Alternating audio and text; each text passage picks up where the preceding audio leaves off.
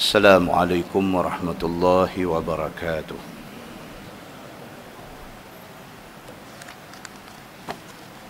Alhamdulillah wa bihi nasta'in. Asyhadu an la ilaha illallah wahdahu la syarika lah. Wa asyhadu anna Muhammadan abduhu wa rasuluh. ونصلي ونسلم على هذا النبي الكريم سيد المرسلين وعلى آله وصحبه أجمعين. أما بعد، أيها المؤمنون اتقوا الله. أوصيكم وإياي بتقوى الله، فقد فاز المتقون. Muslimin dan muslimat, mudah-mudahan dirahmati Allah Subhanahu wa taala. Di dalam sebuah hadis An Ibn Abbas radhiyallahu anhu qala: دخلت مع رسول الله صلى الله عليه وسلم أنا وخالد بن الوليد على ميمونة فجاءتنا بإناء فيه لبن فشرب رسول الله صلى الله عليه وسلم وأنا على يمينه وخالد على شماله فقال لي: الشربة لك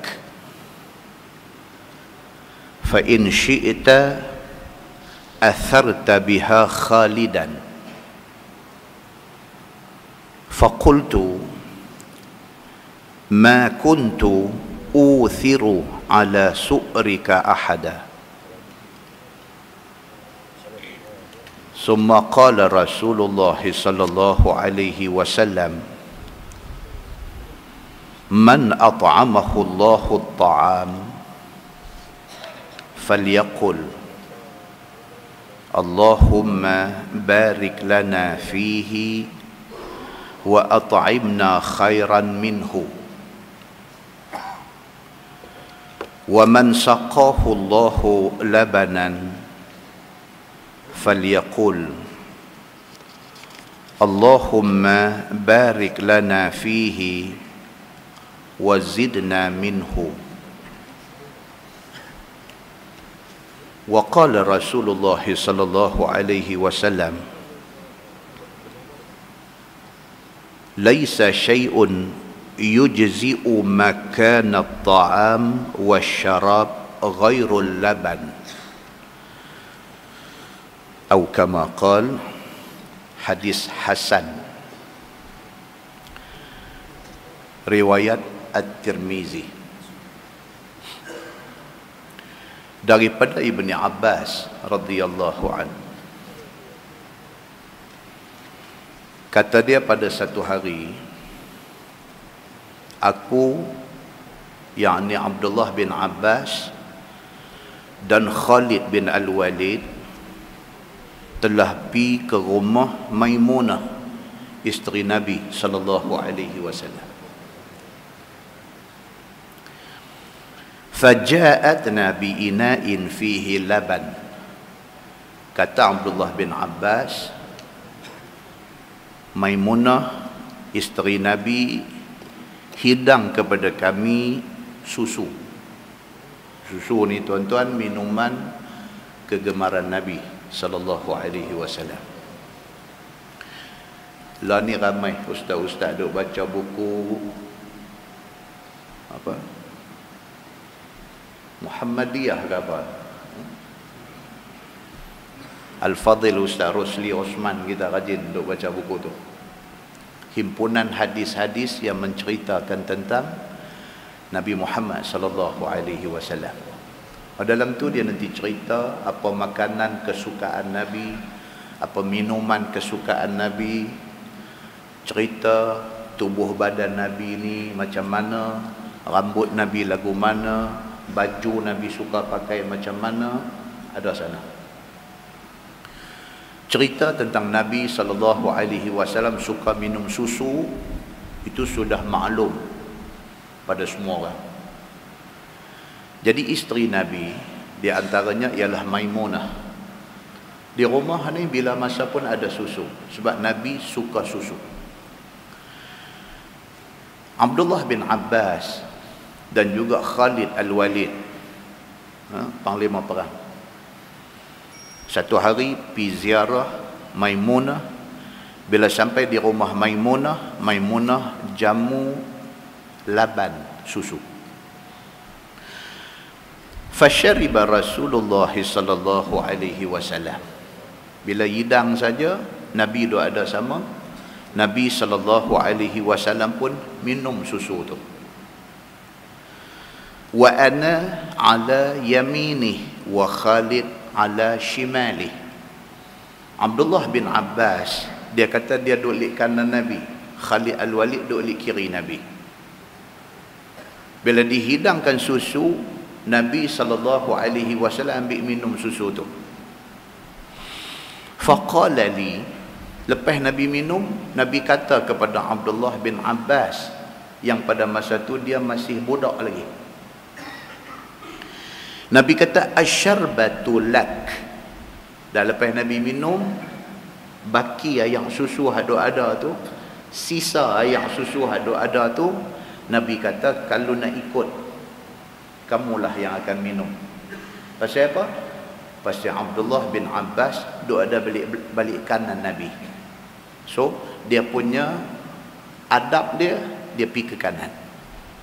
Bila Nabi minum, Nabi kata kalau nak ikut, hanglah Abdullah bin Abbas yang akan minum selepas aku, pasal hang duk balik kanan aku. Nabi kata, fa in syi'ta atharta biha Khalidan. Nabi kata tapi kalaulah sekiranya hang nak bagi Khalid minum dulu, bekas aku minum tadi itu terpulang dekat hang. Pasal apa? Pasal Khalid lebih tua daripada Abdullah bin Abbas. Kalau ikut seniority, kalau ikut kekananan tempat duduk, balik kanan dulu. Tapi kalau ikut seniority umur, Khalid dulu. Jadi bila jadi macam ni, Nabi SAW bila dia minum, dia kata ni bekas aku minum ni, kalau nak ikut hang dulu. Dia kata dekat Abdullah bin Abbas. Tapi Khalid Al-Walid orang tua, kalau hang nak bagi dekat dia dulu, terpulang kat hang. Tapi Nabi semawa orang belah kanan dulu. Macam tu. Faqultu ma kuntu uthiru ala su'rika ahadan. Ibnu Abbas ataupun Abdullah bin Abbas dia kata dekat Nabi, dia kata ya Rasulullah, dia kata bekas tuan saya tak akan bagi siapa pun minum dulu, saya nak dulu. Walaupun Khalid Al-Walid ni lebih tua, walaupun Khalid Al-Walid ni orang banyak jasa, tapi Abdullah bin Abbas dia kata oleh kerana ini bekas mulut tuan, saya nak dulu. Saya tak peduli siapa. Nampak tuan-tuan? Bagus tak bagus? Sikap dia ni bagus. Walaupun nampak macam dia tak bagi keutamaan dekat orang tua, tapi dia nak bekas Nabi sallallahu alaihi wasallam. Tuan-tuan pernah dengar hadis tentang Abu Ayyub Al-Ansari.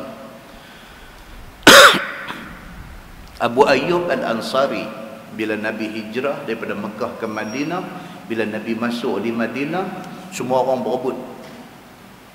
Semua orang berebut nak semawa Nabi duduk rumah mereka. Ringkas cerita, unta Nabi akhirnya memilih. Kan? Ringkas, dia ada cerita panjang lepas itu. Akhirnya Nabi kata, aku duduk di rumah Abu Ayyub Al-Ansari. Dalam tempoh masa Nabi duduk di rumah Abu Ayyub Al-Ansari ni, Abu Ayyub ni tak torah. Pasal Nabi pilih untuk duduk rumah dia, dia ni seronok sampai dia jadi tak torah. Dia bagi Nabi SAW duduk di bawah, dia duduk di atas, rumah 2 tingkat. Dia tak boleh lena. Dia tak boleh lena. Dia turun mai dekat Nabi. Mula-mula ceritanya, Nabi duduk di atas, dia duduk di bawah. Tukang dia jadi lagu tu. Nabi SAW tidur di rumah dia. Mula-mula Nabi tidur di bawah, dia duduk di atas. Dia tak boleh lena. Dia turun mai dekat Nabi. Dia kata, ya Rasulullah, izinkan aku tidur di bawah juga. Nabi kata, pinai tidur di atas. Dia kata, dah, saya nak duduk di bawah. Pasal apa? Dia sebut dalam hadis, dia kata, namshi fawqa ra'si. Namshi fawqa ra'si Rasulillah sallallahu alaihi wasallam. Mana boleh saya nak duduk di atas, saya duduk langkah kepala Nabi sallallahu alaihi wasallam. Pasal Nabi duduk di bawah. Tak boleh. Tak boleh lena pasal duduk berasa macam dia duduk langkah kepala Nabi. Nabi duduk di bawah. Sayang dan hormat kepada Nabi sampai macam tu. Nabi kata, tak apalah, tukar. Hang turun duduk bawah, bagi aku duduk di atas. Nabi duduk di atas. Muslimin dan muslimat yang dirahmati Allah sekalian. Hadis cerita lagi, dia buat makan dekat Nabi. Pagi, siang, malam, dia duk buat makan, duk hantar bagi Nabi makan di atas. Tiap-tiap kali Nabi habis makan, pinggan Nabi bila mai balik dekat dia, dia tanya khadam dia yang buat naik makan ni. Dia kata, masa Nabi makan tadi, jari Nabi duk tang mana di pinggan tu? Jari Nabi duk tang mana? Khadam dia kata, awak pasal apa? Aku nak tahu masa Nabi makan tadi, jari Nabi sentuh tang mana di pinggan tu. Pasal apa? Pasal tang mana Nabi sentuh, aku nak sentuh. Sayang sahabat kepada Nabi sallallahu alaihi wasallam, nak ambil bekas Nabi tu, nak ambil. Abu Ayyub Al-Ansari, tang mana Nabi pegang, tang tu dia nak pegang. Satu hari dia buat makan, dia hantar pergi kepada Nabi sallallahu alaihi wasallam. Hadis sahih riwayat Imam Muslim. Tiba-tiba Nabi tak makan, makanan turun balik penuh pinggan. Dia tanya khadam dia ni, pasal apa Nabi tak makan? Khadam dia kata tak tahu. Dia lompat naik pergi dekat Nabi. Dia kata, ya Rasulullah, adakah makanan yang saya buat ni haram? Dah, Nabi kata tak haram. Pasal apa tuan tak makan? Nabi kata, pasal dalam masakan kamu ini ada bawang. Aku tidak suka bawang. Nabi kata, as-saum, dia panggil dalam bahasa Arab. Ba waw mim, saum, maksudnya bawang putih. Nabi kata, aku tak suka bawang. Nabi tak suka apa-apa makanan yang boleh bagi bau tak sedap. Kalau kita hari ni petai lah, jenis-jenis. Nabi tak suka makanan tu pasal ada saum, pasal ada bawang. Nabi kata, tapi tak haram, cuma aku tak suka. Abu Ayyub Al-Ansari terus dia kata apa? Fa inni akrahu ma takrah. Dia kata, ya Rasulullah, oleh kerana tuan tak suka bawang, maka saya tak suka bawang. Saya tak suka apa yang tuan tak suka. Hadis sahih riwayat Imam Muslim.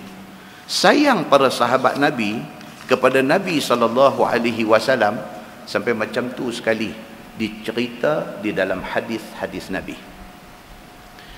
Balik kepada hadis yang kita baca tadi, Abdullah bin Abbas dengan Khalid bin Al-Walid pergi di rumah Maimunah, rumah isteri Nabi. Nabi duk ada.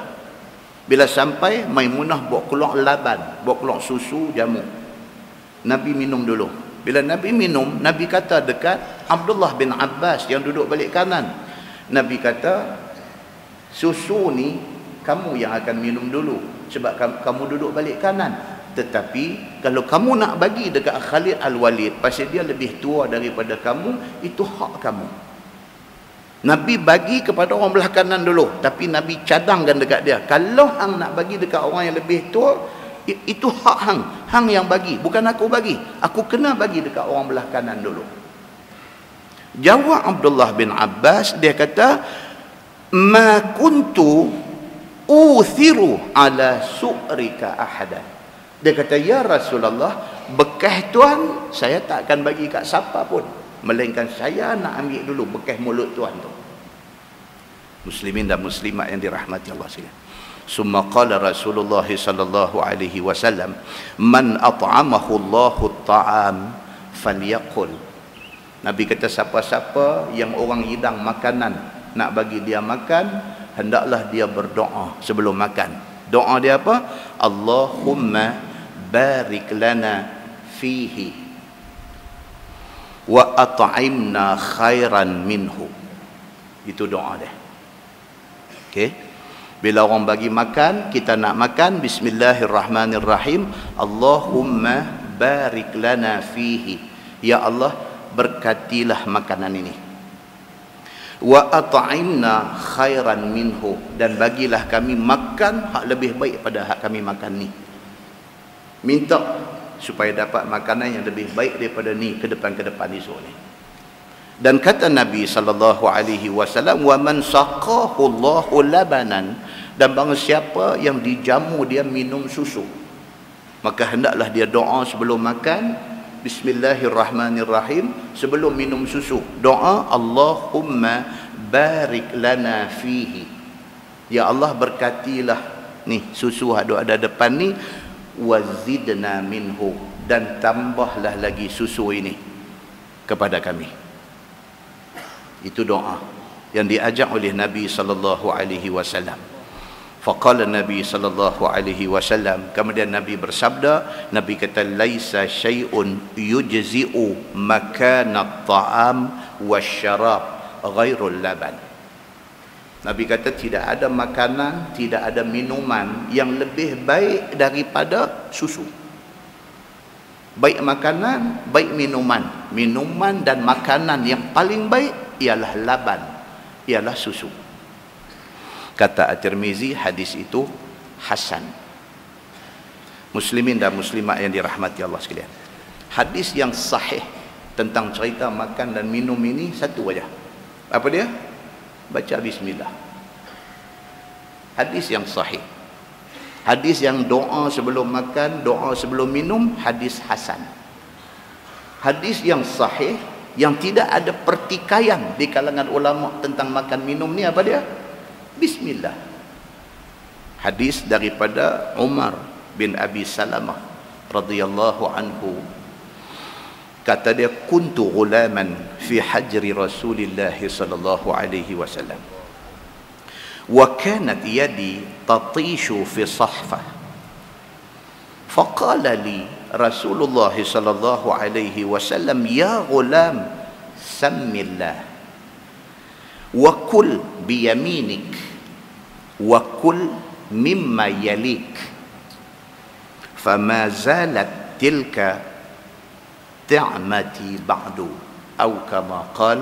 Hadis sahih riwayat Al-Bukhari, yang ni paling sahih, daripada Umar bin Abi Salamah.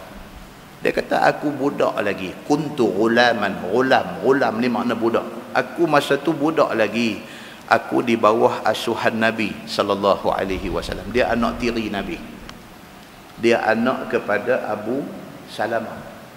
Kan kita cerita apabila Abu Salamah mati, isteri dia Ummu Salamah lari pergi bagi tahu dekat Nabi, ya Rasulullah, suami aku Abu Salamah dah meninggal.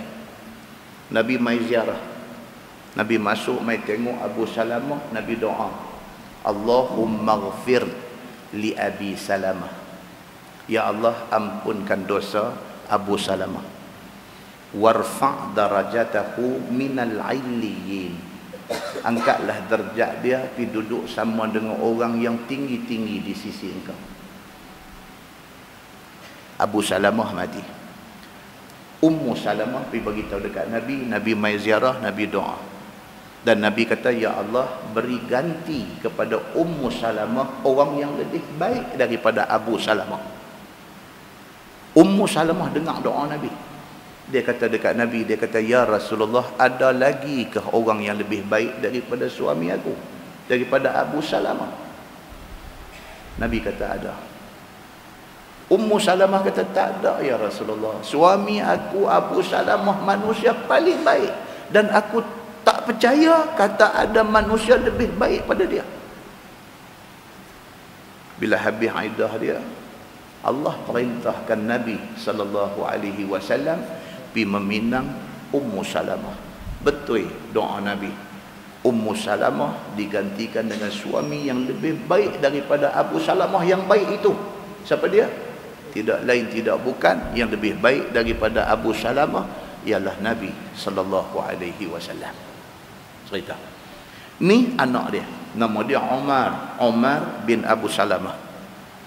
Kata dia, aku budak lagi fi hajri Rasulillah sallallahu alaihi wasallam. Aku ada di bawah asuhan Nabi sallallahu alaihi wasallam. Bapa dia mati, Nabi menikah dengan mak dia, dia duduk di bawah asuhan Nabi sallallahu alaihi wasallam. Kanat yadi tatishu fi sahfa. Dia kata waktu nak makan, aku budak-budak. Dia kata tangan aku ni duk merewang di atas pinggan ni. Budak-budak nak makan, dia peduli apa? Hang siapa? Hang orang yang dihormati ke? Orang kenamaan ke apa ke? Kalau ada budak seorang itu, dia pergi cekau ambil hadapan kawan tu. Ambil. Pak dia tampang tangan. Jangan. Budak-budak. Nama kata budak-budak ni. Ni masjid ni kira aman. Ada setengah masjid duk mengajar tu duk lari. Daripada ujung tu dia lari. Lari saja tak apa. Dia kayau. Dia kayau habis. Guru nak mengajar ni dia jadi kacau habis. Fokus ni lari habis. Bukan lari pasal apa? Pasal kita duk mengajar dengan budak duk lari, duk menjerit ni, kita otak kita ni duk ingat jemaah perempuan duk dengar ke tak dengar. Terganggu ke tak dengan budak-budak duk lari ni. Tambah guru duk mengajar ni bekas guru sekolah. Guru sekolah tak boleh bila mengajar orang duk bising, tak boleh. Dia mau semua orang diam, dia bercakap. Saya kalau saya tengah duk mengajar ni, ada dua orang duk sembang belakang ni, saya ganggu. Rasa macam nak beralih, tunjuk tu pulai telinga. Rasa macam nak buat lagu tu. Tapi kalau saya buat lagu tu, malu kawan yang kena ni. Ganggu. Kita duk mengajar, dia duk bersembang. Duk dengar ni suara duk masuk telinga kita ni. Masuk telinga tak apa, masuk dalam rakaman ni. Ni duk bersembang di tepi ni. Hati ni duk bergumpai ni macam, nak kata lagu tu. Kalau tak akan kudung kepala hang. Janganlah bersembang bila orang mengajar. Itu kira sekali dengan tegung tu. Sekali dengan tegung. Sama dengan budak duk lari. Duk lari tu ganggu. Jadi ibu bapa ni bukan kata tak boleh bawa anak. Bawa. Tapi jaga budak-budak ni. Jangan kerana budak-budak ni mengganggu orang. Budak tu tak salah. Pasal apa? Pasal budak tu sama macam Umar bin Abi Salamah. Dia tak tahu apa. Dia budak-budak. Tapi Nabi SAW tegur. Bila Umar bin Abi Salamah tangan duk merewang duk nak ambil benda dalam pinggan ni, faqala li Rasulullah sallallahu alaihi wasallam. Umar anak Abu Salamah ni dia kata apa? Nabi sallallahu alaihi wasallam kata dekat aku, ya ghulam samillah. Nabi kata, wahai budak, bismillah. Nak makan bismillah, jangan duduk buat serbu. Nak makan Nabi kata samillah. Sebut nama Allah, bismillah. Wa kul biyaminik. Nabi kata makan tangan kanan. Nabi kata wa kul mimma yalik, dan makan benda ada depan dulu. Nampak? 3 Nabi abang dekat dia. Yang pertama, Nabi SAW kata nak makan bismillah. Bismillahirrahmanirrahim. Lepas itu makan biyaminik, tangan kanan. Yang ketiga, Nabi kata mimma yalik, makan ada depan kita dulu. Walaupun depan kita kacang kelisa dengan sambal, yang itulah dulu. Jangan duk kombang tengok ayam tonggek duk jauh mana. Jangan. Ambil depan ni dulu, lepas tu pingan jari dulu tu, baru ambil jauh sikit. Itu adab yang diajak oleh Nabi SAW. Jadi cerita bab makan ni tuan-tuan, kalau tuan-tuan nak makan bismillahirrahmanirrahim, itu hadis sahih. Nak tambah sikit lagi, tengok hadis Ibnu Abbas tadi. Ibnu Abbas dengan Khalid Al-Walid pergi di rumah Nabi, rumah Maimunah. Bila nak makan, Nabi kata, sebut Allahumma barik lana fihi. Ya Allah, berkatilah ni makanan ni, wa at'imna khairan minhu. Bagilah makanan lebih baik lagi daripada ni. Lebih baik daripada ni. Tapi hadis itu darjat dia hasan. Hasan. Yang sahihnya apa dia? Bismillahirrahmanirrahim. Baik. Hadis yang ni doa popular yang kita selalu baca. Dia kata riwayat daripada Muhammad bin Abi Az-Za'iza'ah, daripada Amru bin Shu'aib, daripada bapaknya, daripada datuknya, daripada Nabi sallallahu alaihi wasallam. Dia kata annahu kana yaqul fit ta'am idza qarraba ilaihi. Hadis ni kata Nabi apabila didekatkan makanan di depan dia, Nabi akan baca Allahumma barik lana fima razaqtana wa qina azaban nar. Okey, dia kata macam tu. Hadis itu dibahas oleh ulama panjang lebar. Di antaranya satu ulama hadis nama Imam Az-Zahabi. Imam Az-Zahabi dia kata hadis itu dhaif jiddan, sangat-sangat dhaif, dia kata. Yang kedua, ulama hadis yang bernama Abu Hatim. Abu Hatim dia kata mungkarul hadis. Hadis itu hadis yang mungkar, dia kata. Yang ketiga, Ibnu Hibban, ulama hadis. Ibnu Hibban di dalam kitab dia Al-Majruhin, dia tulis, dia kata apa? Hadis itu la yasihhu, tidak sah daripada Nabi sallallahu alaihi wasallam. Dan kata dia ra'aina al-hadithu syadidud dha'f. Hadis itu pada pandangan kami bersangatan dhaif. Baik, persoalannya boleh tak boleh kita baca hadis itu? Boleh, tidak salah. Dia hanya doa sebelum makan. Cuma dari segi kategori hadis, dia merupakan hadis yang dhaif jiddan. Cantik Bismillahirrahmanirrahim, itu hadis sahih. Ataupun hadis hasan, Allahumma barik lana fihi wa at'imna khairan minhu, itu hadis hasan. Tapi yang kita doa amal, Allahumma barik lana fima razaqtana wa qina azaban nar, itu hadis kata ulama-ulama hadis yang kita sebut tadi, Az-Zahabi, kata Ibnu Hibban, dan kata Abu Hatim, dia kata hadis itu syadidud dha'f, bersangatan dhaif. Bahkan ada yang kata la yasihhu, tidak sah ia daripada Nabi sallallahu alaihi wasallam.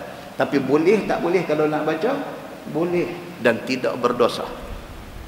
Pasal saya pernah sebut benda ni di Masjid Sultanah Bahia. Bila sahabat kita tembak masuk dalam internet, ada kawan bawa main hadis ni. Dia kata tolong abang kat ustaz. Dia kata mana pula tak ada hadis, dia bawa main hadis ni. Hadis ni memang ada, tetapi hadis yang mungkar dan syadidud dha'f, bersangatan dhaifnya. Dan sebaik-baiknya apa dia? Bismillahirrahmanirrahim. Itu sudah dianggap sebagai doa. Muslimin dan muslimat yang dirahmati Allah sekalian.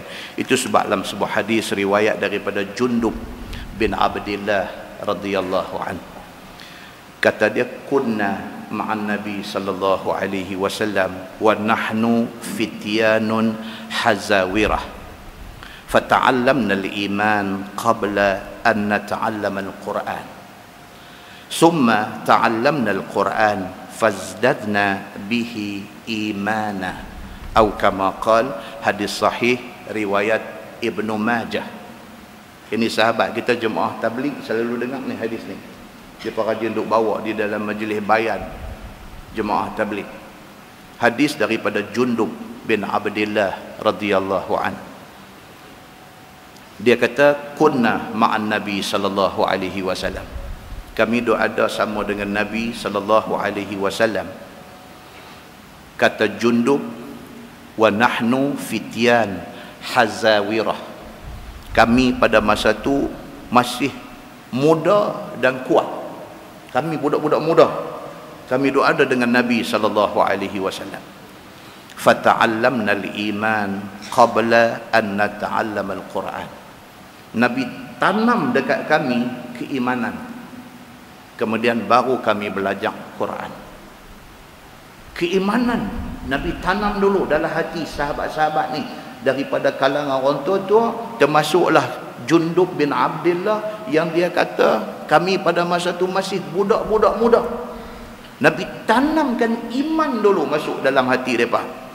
Kemudian nata'allam al-Quran, kemudian baru belajar Quran.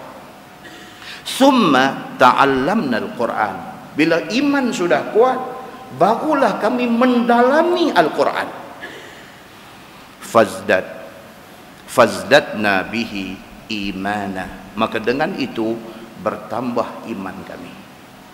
Kita hari ni pun kena macam tu. Iman ni kena ada dulu dalam hati kita. Iman dan adab kena ada dalam hati kita, baru kita jadi orang elok. Kalau iman tidak ada, adab tidak ada, kita tak jadi orang elok. Itu sebab kita duduk tengok hari ni, Masya Allah tuan-tuan, Masya Allah, kita tengok hari ni mengaji rajin tapi tidak ada adab. Mengaji rajin, cantik, ceramah sana sini, sampai pi konvoi ramai-ramai ni, adab tidak ada. Pasal apa? Pasal dia salah ambil. Dia salah ambil. Iman tidak dikukuhkan, adab tidak dipelajari. Tiba-tiba ambil ilmu. Dia ada ilmu, adab tidak ada. Tak tahu hormat orang, tak kenal orang. Dia tak tahu siapa yang dia patut bagi hormat. Dia tak tahu. Cakap pandai, cakap nampak macam ada ilmu. Tidak ada iman, tidak ada adab.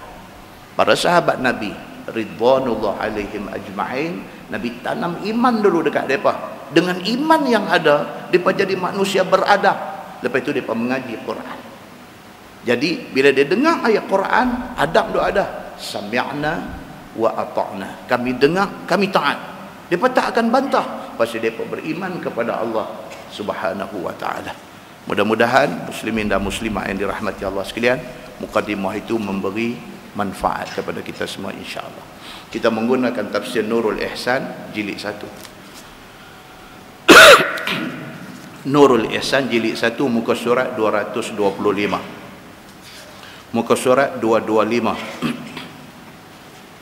Kita sambung ayat 42. Ayat 42 daripada surah Al-Maidah. A'udzubillahi minasyaitonirrajim. Samma'una lil kazib. Banyak pendengaran mereka itu bagi dusta. Dia sambung cerita tentang orang Yahudi, Bani Israel ini. Di antara benda yang menjadi slag kepada orang Yahudi ini apa dia? Samma'un lil kazib. Suka dengar benda tak betul.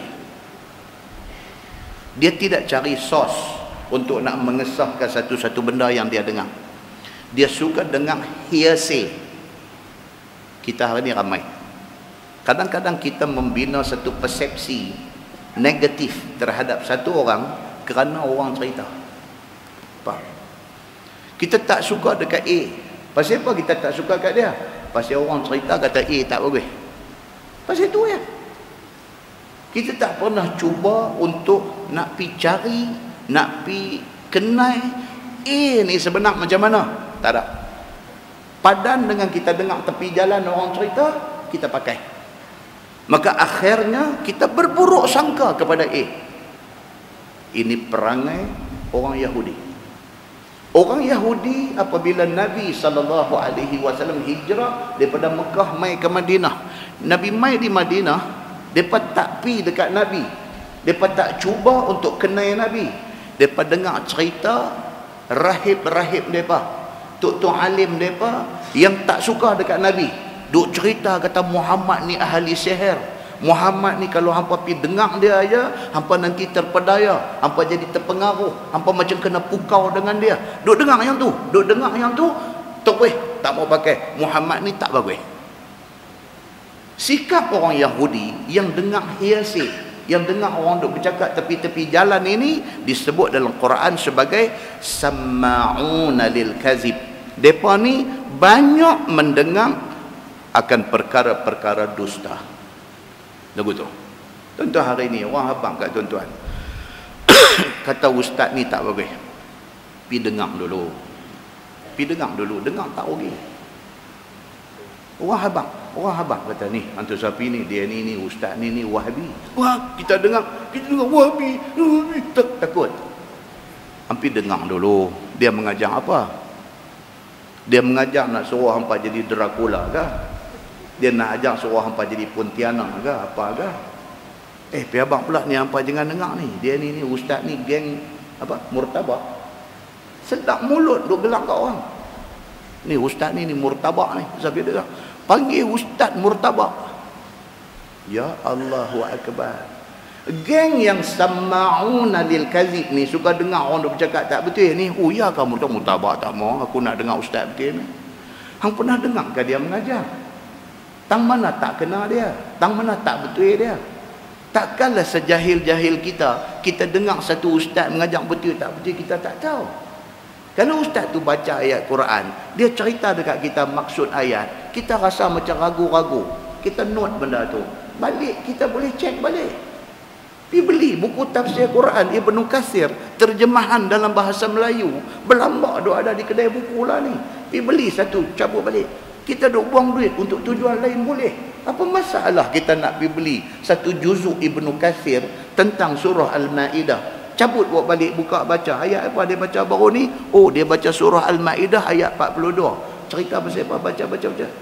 Betul hak ustaz kata? Betul macam yang kita tafsir kata? Apa yang depa kata dia ni murtabak? Nampak tuan-tuan? Bila kita cek, kita tahu. Kata apa yang ustaz tu kata betul. Tapi orang hak tak suka ustaz tu, duk pi rosakkan kita. Bagi kita tak suka dekat satu orang tanpa usul periksa. Muslimin dan muslimat yang dirahmati Allah sekalian. Ayat yang kita baca malam ni, Allah nak bagi tahu dekat kita, Yahudi perangai macam tu. Hampa jangan ikut perangai tu. Yahudi perangai tu. Perangai apa? Nabi Muhammad mai daripada Mekah mai ke Madinah. Madinah ni tempat Yahudi. Bani Quraizah, Bani Nadir, Bani Qainuqah. 3 suku besar Yahudi, 2 ada di sana, 2 ada di Madinah. Kampung besar mereka nama Khaybar. Semua duk ada situ. Bila Nabi Muhammad mai, geng-geng yang takut kehilangan pengaruh ni duk cerita dekat orang-orang dia. Ni, hampa jaga baik-baik ni. Muhammad ni dia dah mai dah daripada Mekah mai ke Madinah. Hampa tahu Muhammad ni siapa? Dia ni leceh punya orang. Orang Mekah pun tak mau kat dia.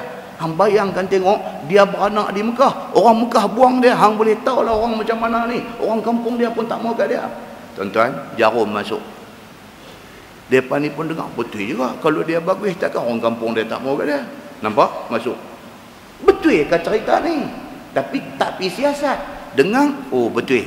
Dengar nama Muhammad, tak mau. Kami tak mau pergi. Dia ni leceh. Mereka ni dipanggil Sama'una lil kazib. Mereka ni banyak mendengar perkara dusta. Ditambah pula, Quran kata, akaluna lis-suht. Mereka ini banyak makan benda haram.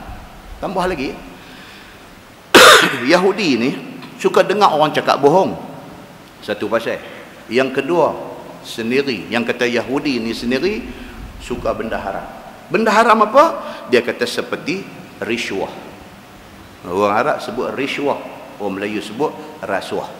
Lebih kurang lah tu. Nak kata Arab tiru Melayu ke, Melayu tiru Arab, tak tahu. Kan? Arab kata rishwah. Yahudi suka rishwah. Apapun mau kira dengan duit.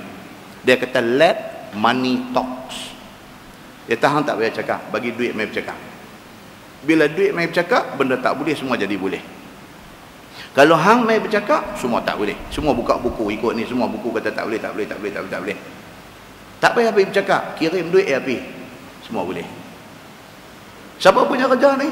Yahudi punya kerja.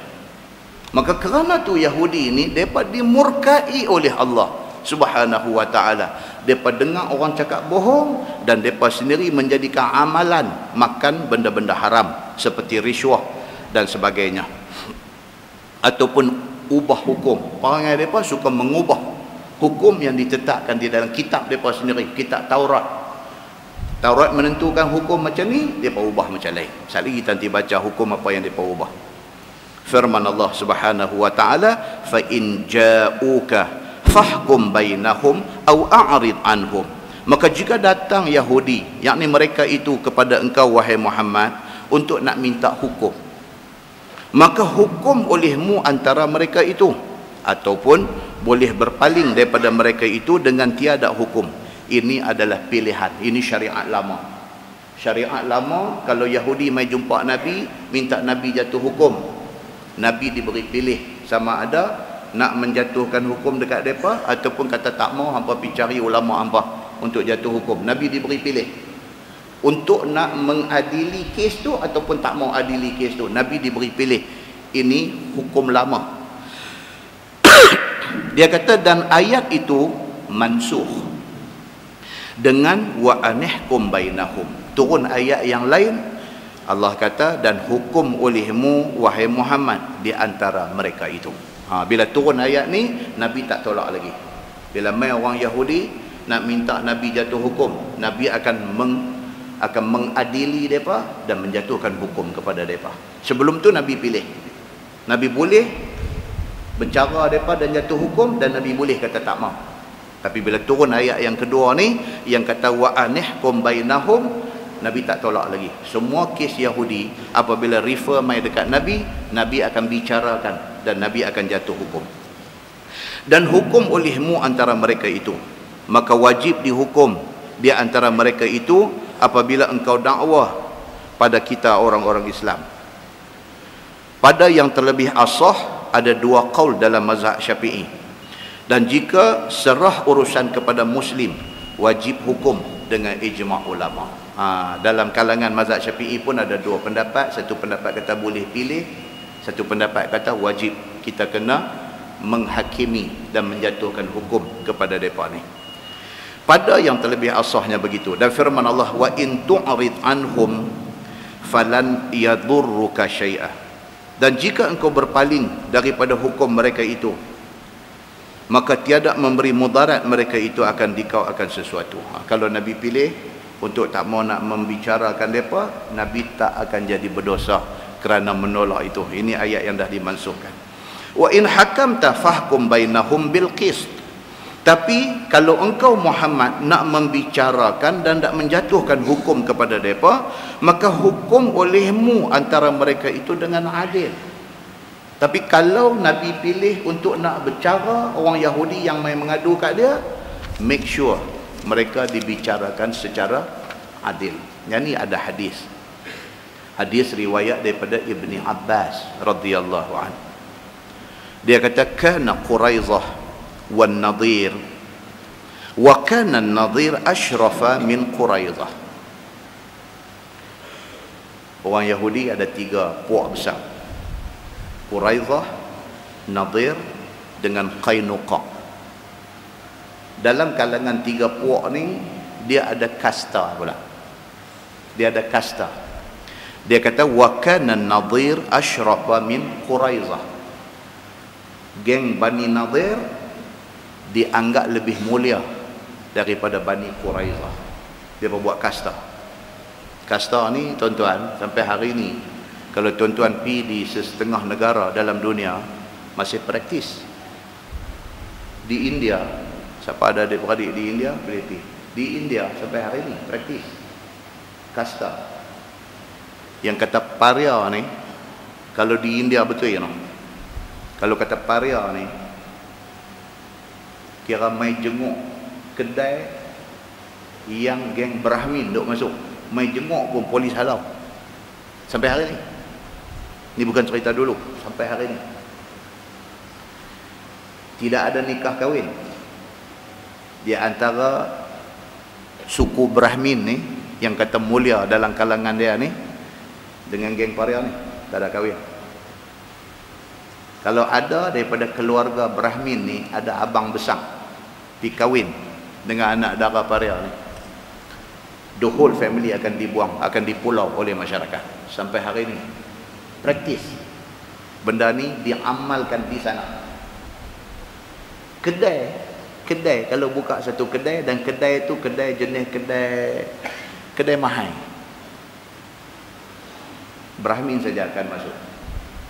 Make sure tidak ada parian masuk. Sampai jadi macam tu. Sistem kasta ni masih diamalkan di sana. Dalam masyarakat kita India di sini tak ada dah. Depa boleh dah ada proses asimilisasi. Sudah jadi similar. Sudah boleh bergui, sudah boleh bercampur.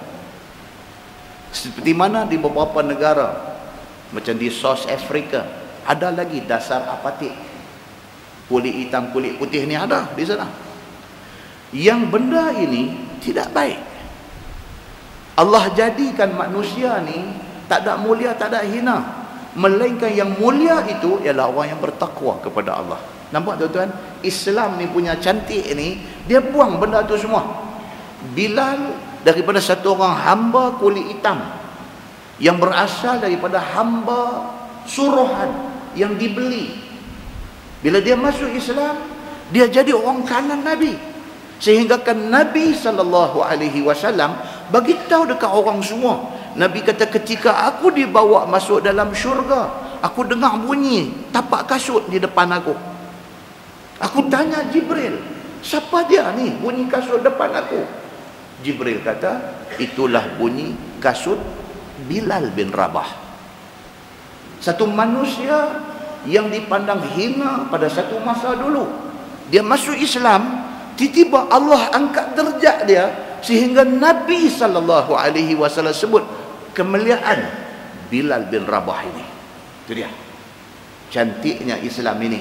Apabila Islam buang ni cerita-cerita diskriminasi, melihat warna kulit dan sebagainya, dibuang oleh Islam. Islam letak satu yang semua orang boleh ambil. Apa dia? Takwa.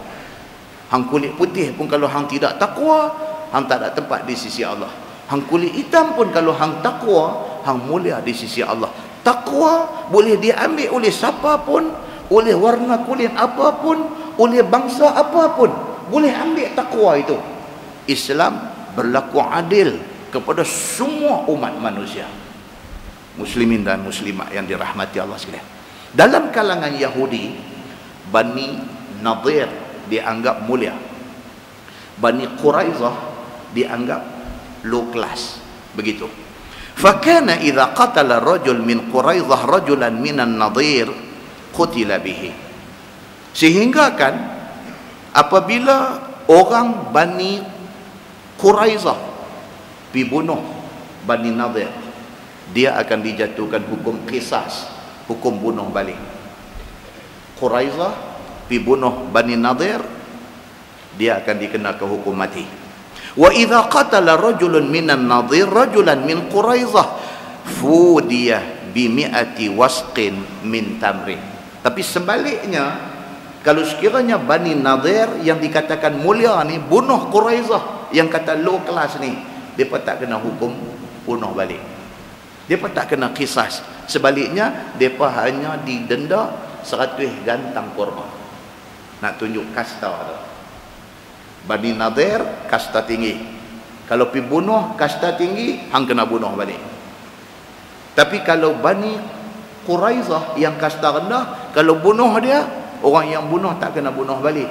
Padan dengan ganti 100 gantang kurma. Selesai masalah. Nak habang kata harga orang yang Bani Nadir itu tinggi, Bani Quraizah tidak ada harga. Sama harga dengan kurma saja. Macam tu saja. Baik. Falamma bu'itha Nabi sallallahu alaihi wasallam qatala rajul minan Nadir rajulan min Quraizah.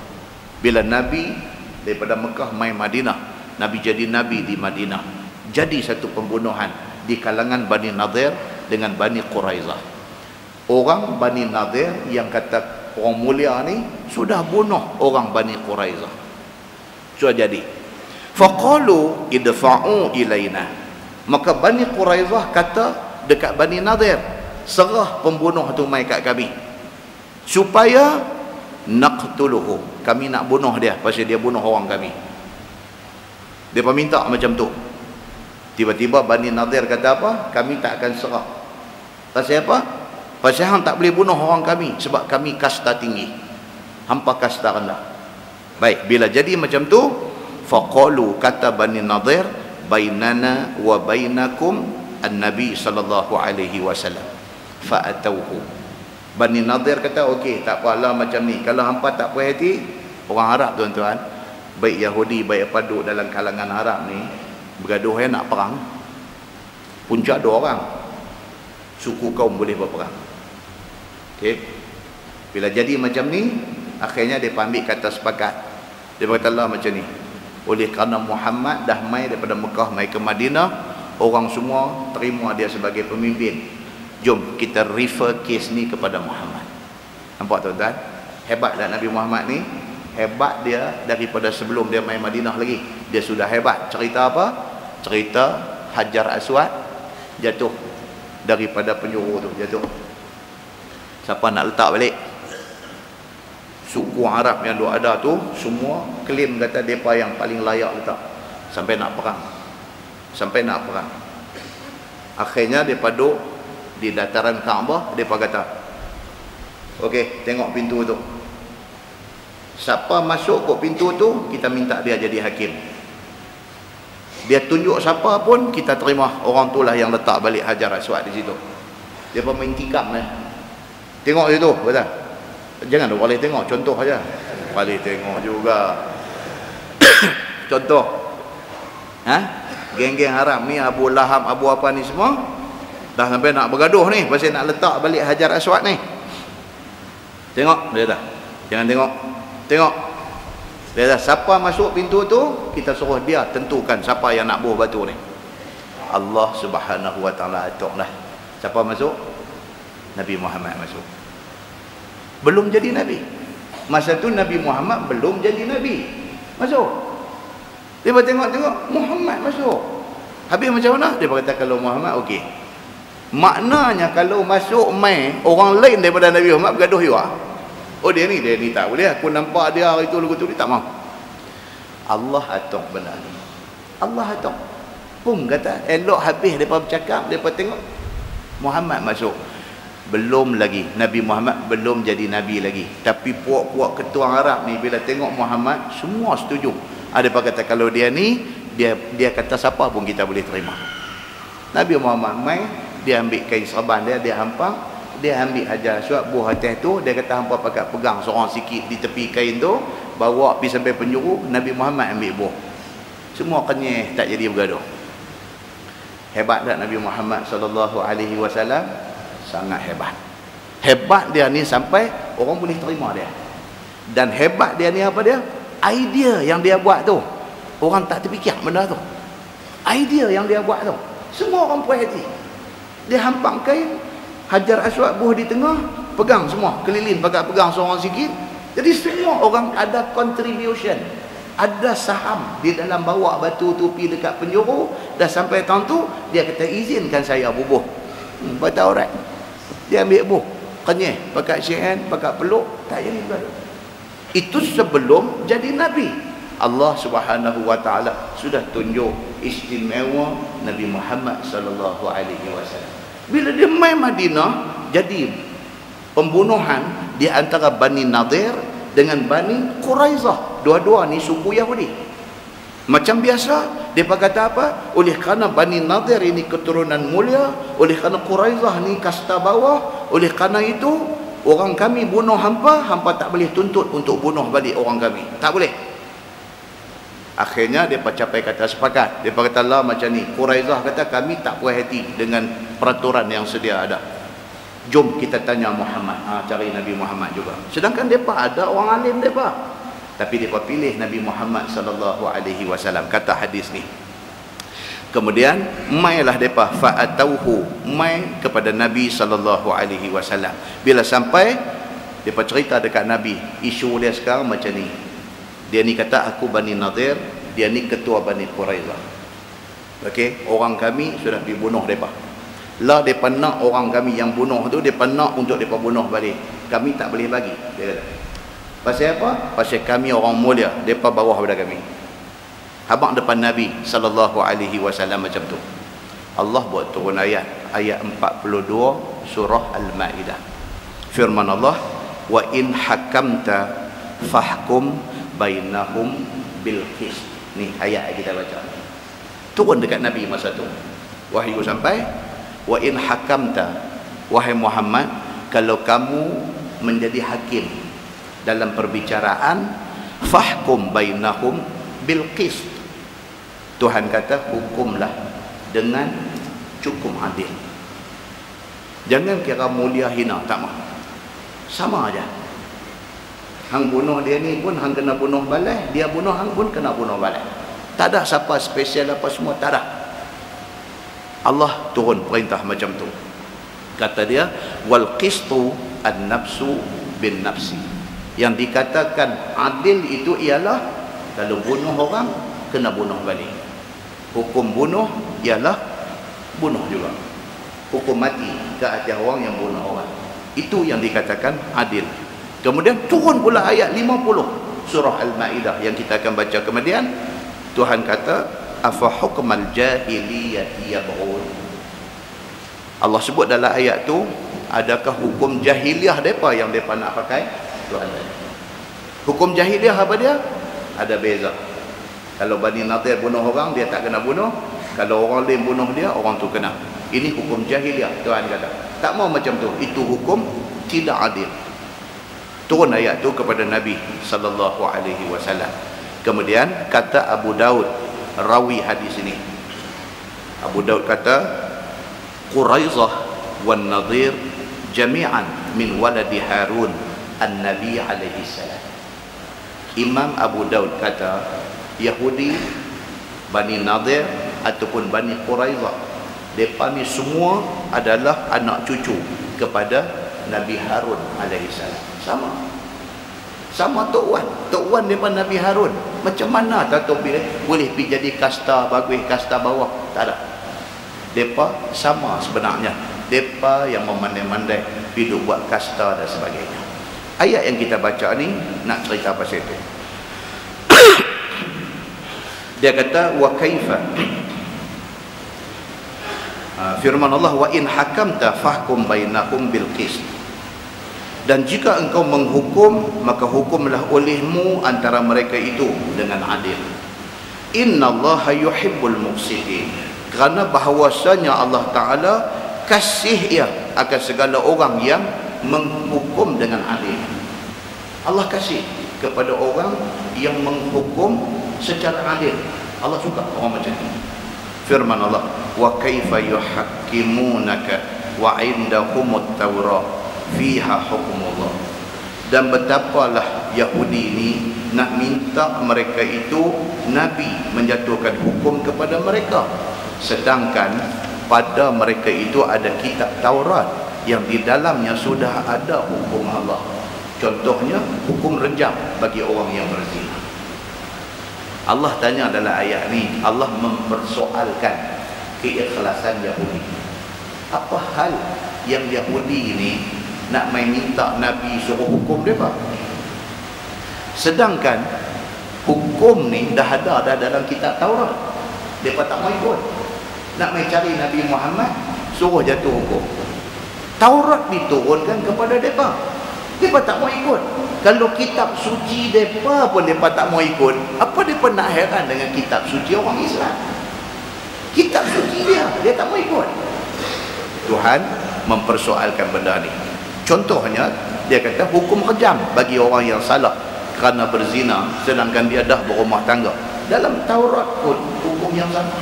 Dia kata, artinya tiada qasad mereka itu datang kepada engkau wahai Muhammad nak mencari yang sebenar. Tuhan bagi tahu lah, mereka ni main bukan ikhlas, tak ikhlas pun. Mereka main nak dengar kod Nabi nak bagi hukum lebih ringan daripada yang disebut dalam Taurat. Taurat kata kalau hang dah berumah tangga, hang berzina, berjam dengan batu sampai mati. Dia rasa berat hukum tu. Jom ditanya Nabi Muhammad, kod Nabi Muhammad boleh jatuh hukum ringan sikit. Itu tujuan dia. Bukan tujuan dia nak mencari kebenaran, tetapi tujuan dia nak mencari yang lebih ringan. Tuhan bagi tahu benda ni. Tetapi kerana menjadi mereka itu, mencari mereka itu hukum yang ringan. Itu firman Allah, summa yatawallawna min ba'di dhalik Kemudian berpaling mereka itu daripada kemudian yang demikian itu. Wa ma ulaika bil mu'minin, dan tidaklah mereka itu sebenarnya begitu. Dia pergi tanya Nabi, Nabi kata hukum dia kejam. Sama macam dalam Taurat. Dia tak mau pakai yang ni, balik dia balik. Maknanya dia main dekat Nabi ni bukan nak cari kebenaran, nak cari kok boleh dapat hak ringan. Macam orang hari ni lah, kita tanya satu ustaz, dia ustaz nak tanya ni, macam saya duit dalam bank ada 50,000, saya kena keluar zakat. Ustaz ni kata kena lah, 50,000 dah lebih daripada nisab. Ada setahun duit tu banyak tu. Ada dia tetapi duk naik turun dulu lah. Dia tak duk lah 50. Teko-teko dia main 40. Teko-teko dia main 30. Teko-teko dia naik balik 50. Ustaz ni kata apa? Kena 2.5%. Zakat dia 2.5%. Dia dengar dia tak apa syok. Dia bicara ustaz lain pula. Dengan harapan jumpa ustaz kat tepi longgang. Dengan harapan jumpa tanya ustaz ni, saya tanya macam tadi juga. Ustaz ni dengar oh dia duduk naik turun tu. Itulah dia tak tetap, bukan kata tetap 50. Kadang-kadang saya guna buat apa-apa dia turun main 40, kadang turun main 35. Dah duduk naik turun tak payah keluar. Dia pakai yang tu. Ini dia tanya ni, ustaz ni, aku tanya ustaz ni. Padahal dia tanya 5 orang kata kena keluar. Dia jumpa hak ke-6 kata tak gaduh. Hak 6 tu dia rek. Ini. Dia kata biar betul. Dah aku tanya ustaz. Dia buat orang tu. Pasal tujuan dia bukan nak cari hak betul. Nak cari hak ringan. Jumpa. Dia akan jumpa. Nampak? Muslimin dan muslimat yang dirahmati Allah sekalian. Dia kalau turun sampai below nisab, barulah cerita macam tadi. Turun 30,000. Duk main 30, 50, kenalah 2.5%. Tak mau dengar. Main hak ke-6 kata tak kena, dia tak ni dan dia. Balik abang kat bini dia kata abang biar betul bang. Abang dah tanya 5 orang ustaz dah kata kena. Pasal apa abang pakai hak nombor 6? Dia kata aku tak tahu, kalau tak betul ustaz tu tanggung. Dia lepas pihak nombor 6 tu suruh tanggung. Dia nak cari buah ni. Jadi ke pihak longgang ni, belakang melengkung tu duk tanggung dosa orang ni. Pasal dia duk bagi hukum-hukum longgang dia ni. Belakang ni akhirat esok jalan duk melengkung tu. Dia kata dengan awak betul apa? Jenuh orang duk tanggung. Nampak tuan? Bukan kata Yahudi, dalam kalangan kita pun ada seumpama ini. Ayat Quran ni dia al-ibrah bi umumil lafzi la bi khususis sabab. Dia ibrah, pengajaran itu berdasarkan umum ayat, bukan kerana sebab turunnya yang tertentu. Ayat ni turun kepada Yahudi. Kita jangan kata oh ni cerita Yahudi, tak ada kena-mengena dengan kita. No, pengajaran dia diambil berdasarkan lafaz ayat Quran yang umum. Itu kaedah di dalam ilmu tafsir. So kita jangan ambil perangai Yahudi. Jangan ambil, kerana ini semua perangai yang nak mengheret kita ke neraka. Wallahiyazubillah. Baik, sambung ayat tu. Dia kata inna anzalna at-taurah fiha hudan wa nurun yahkumu bihan nabiyyun alladzina aslamu lilladzina hadu warrabbaniyuna wal ahbar. Bahwasanya telah kami turun akan kitab Taurat kepada Nabi Musa. Nabi depa. Nabi Musa ni nabi kepada Bani Israel. Kan depa sambut 10 Muharram. Pasal apa? Pasal itu tarikh Nabi Musa lintah Laut Merah sampai balik sana. Dan Firaun pergi sampai tengah laut, Allah tutup balik laut. Kejadian itu berlaku bila? 10 Muharram. Mereka merayakan hari Nabi Musa terlepas daripada kenaligan dengan Firaun ni. Hari itu jatuh pada 10 Muharram, maka orang-orang Yahudi merayakan 10 Muharram. Bila Nabi hijrah dari Mekah mai Madinah, Nabi sampai di Madinah 10 Muharram Yahudi pakai puasa. Pasal apa? Bagi mereka itu tarikh besar, tarikh keramat mereka, tarikh mulia mereka. Nabi tanya mereka. Nabi kata, ni hampa ni puasa pada 10 Muharram, puasa Ashura ni pasal apa? Apa jawab orang-orang Yahudi? Mereka kata ini tarikh Musa selamat daripada kenaligan dengan Firaun, dan pada tarikh ini Firaun ditenggelamkan di dalam Laut Merah. Nabi kata apa? Kalau ini tarikh Musa diselamatkan oleh Allah, Musa itu Nabi kami juga, Nabi orang Islam, maka kami lebih berhak untuk membesarkan 10 Muharram ini, untuk membesarkan Ashura ini. Maknanya apa? Besarnya Nabi Musa tu pada kalangan orang Yahudi. Besar Nabi Musa tu. Ni hak kita duk baca ni apa dia? Allah kata Allah turunkan Taurat kepada Musa. Musa ni siapa? Nabi yang mereka junjung. Allah turunkan Taurat, bahawasanya telah kami turun akan Taurat kepada Nabi Musa. Ada pada dalam Taurat itu hidayah pada jalan yang betul daripada sesat dalalah. Kitab Taurat tu di dalamnya mengajak orang pergi ke jalan betul, nak menyelamatkan orang daripada sesat. Itu isi kandungan Taurat. Dan dalam Taurat itu ada nur yang menerangi akan segala hukum agama. Dalam kitab Taurat itu kalau ikut, dia ada nur yang menerangi jalan mana dia nak ikut. Macam mana kita kata Quran? Macam itulah kitab Taurat. Kerana Quran baik, Injil baik, Taurat baik, Zabur baik, ini semua siapa yang buat turun? Allah Subhanahu wa taala yang buat turun. Kitab-kitab ni semua dipanggil kitab samawi. Dia panggil kitab langit. Allah yang buat turun benda ni.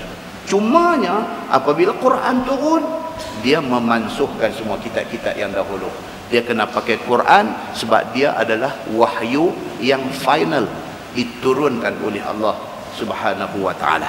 Baik, menghukum dengannya oleh segala nabi daripada kalangan Bani Israel yang Islam. Mereka itu Islam ni tuan-tuan, agama Islam ni bukan Nabi Muhammad saja bawa. Semua anbiya, semua nabi-nabi, agama yang mereka bawa itu Islam. Islam makna dia apa? Makna dia selamat. Agama yang selamat, agama yang Allah buat turun mai.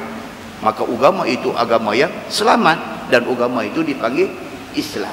Begitu. Dia kata dan menghukum bagi segala Yahudi dan segala ulama dan segala fuqaha. Orang-orang alim Yahudi dulu pun hukum berdasarkan kepada Taurat. Kalau dia alim betul yang tidak memesongkan ajaran Taurat, dia akan menghukum berdasarkan kandungan Taurat yang sebenar. Bimastuhfizu min kitabillah, dengan sebab barang yang disuruh pelihara mereka itu akan dia daripada kitab Allah, bahawa jangan ditukar akan dia. Macam mana Quran, Tuhan kata inna nahnu nazzalna dzikra wa inna lahu lahafizun. Tuhan kata kami yang menurunkan Quran ini, dan kami akan make sure Quran ini terpelihara daripada penyelewengan. Ada tak ada tuan-tuan usaha-usaha untuk nak tipu? Ada. Tambahan surah baru, ubah baris dalam Quran, ada. Tapi dapat tahu tak? Dapat tahu. Macam mana boleh dapat tahu? Pasal Tuhan dah sebut dalam Quran, inna nahnu nazzalna dzikra, sesungguhnya kami yang buat turun Quran ini, wa inna lahu lahafizun, dan kami yang akan jaga Quran ini daripada ditipu oleh siapa-siapa pun. Hari ni tuan-tuan pakai iPhone, tuan-tuan pakai Samsung, Android, tuan-tuan pakai macam-macam phone, smartphone hari ni ada perisian, ada software, ada apps, ada application tentang Al-Quran. Make sure yang tuan-tuan guna itu betul. Sebab apps yang berkaitan dengan Quran ni, application yang berkaitan dengan Quran ni, software yang berkaitan dengan Quran ini, yang ditipu ni bukan sikit di dalam lambakan yang ada hari ini. Make sure yang kita download itu adalah software yang betul, yang telah disahkan sebagai betul. Baca. Kalau kita ni jarang baca, kita tak tahu betul tak betul. Tapi orang yang selalu baca, walaupun dia tak hafal Quran, tapi dia selalu baca Quran, dia tangkap, dia baca, dia kata macam tak kena. Dia counter check dengan Mashaf Quran Osmani yang Saudi punya ke apakah, ini juzuk berapa, ayat berapa, surah apa, buka cari, tangkap. Dia pelari baris saja. Contoh tuan-tuan, contoh ayat Quran. Dia kata innama yakhshallaha min ibadihil ulama'u. Bagi depan. Dia kali dua tu. Innama yakhshallahu, dia bubuh. Sepatutnya innama yakhshallaha. Allah tu bagi fathah. Dia ubah fathah tu, dia bubuh bagi dhammah, bagi depan. Sepatutnya ayat innama yakhshallaha min ibadihil ulama'u. Dia ubah innama yakhshallahu min ibadihil ulama'a. Dia kali betul. Makna sudah jadi kelang kabut. Kalau cara betul innama yakhshallaha min ibadihil ulama'u, maksud dia ulama takut dekat Allah. Bila dia ubah jadi innama yakhshallahu min ibadihil ulama'a, dia ubah tu, dia jadi Allah takut dekat ulama. Wal iyazu billah. Mana mungkin Allah takut dekat manusia? Dua baris tu aja dia ubah. Makna daripada ulama takut Allah, dia jadi Allah takut dekat ulama. Nampak tuan? Kita tak biasa baca, penat lagu tak kira, katuk telinga penat lagu sampai cekang awak ni. Tengok-tengok baca software yang salah. Ini cubaan ni ada. Tapi orang dapat tangkap tak? Dapat tangkap. Dan kemudiannya tuan-tuan masuk dalam internet, dia nanti keluar senarai-senarai software yang telah pun terbukti ada penipuan, sama ada pada perkataan ataupun pada baris. Nampak tak? Kerja-kerja untuk nak merosakkan Quran ini tidak akan habis sehingga hari kiamat. Tapi Quran yang genuine, yang original tetap dipelihara. Siapa pelihara? Allah pelihara. Siapa yang kata Allah akan pelihara? Allah sendiri kata. Allah kata inna nahnu nazzalna dzikra wa inna lahu lahafizun. Kami yang buat turun Quran, kami akan jaga Quran. Bila Tuhan kata lagu tu, Tuhan ada cara dia untuk nak jaga. Cara dia macam mana? Hari ni tuan-tuan, orang hafal Quran ni punya ramai. Semua ni berlaku pasal apa? Atas izin Allah Subhanahu wa taala. Ramai tuan-tuan. Tuan-tuan masuk dalam YouTube di Indonesia, budak umur 6 tahun hafaz 30 juzuk Quran. 6 tahun umur. Baca apa surah budak-budak 30 juzuk Quran.